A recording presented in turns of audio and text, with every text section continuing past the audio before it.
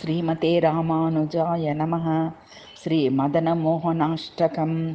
जयशङ्खगदाधर नीलकलेवरपीतपटाम्बर देहि पदं। जयचन्दनचर्चितकण्डलमण्डित कौस्तुभशोभित देहि पदं। जय पङ्कजलोचनमारविमोहन पापविखण्डन देहि पदं। जय वेणुनिनादक रासविहारक वङ्किमसुन्दर देहि पदं। जय धीरधुरन्धर अद्भुतसुन्दर दैवतसेवित देहि पदं। जय विश्वविमोहन मानसमोहन संस्थितिकारण देहि पदं। जय भक्तजनाश्रय नित्यसुखालय अन्तिमबान्धव देहि पदं।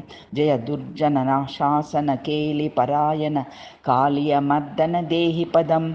जय नित्यनिरामय दीनदयामय चिन्मय माधव देहि पदं।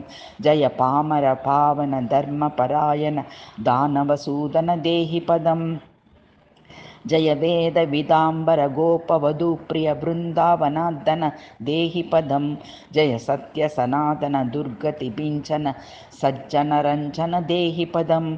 जय सेवकवत्सल करुणासागर वाञ्छितपूरक देहि पदं। जय पूतधरातल देवपरात्पर सत्त्वगुणाकर देहि पदं। जय गोकुलभूषण कंसनिषूदन सात्वत जीवन देहि पदं।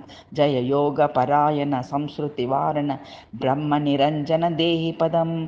इति श्री मदनमोहनाष्टकं समाप्तम्।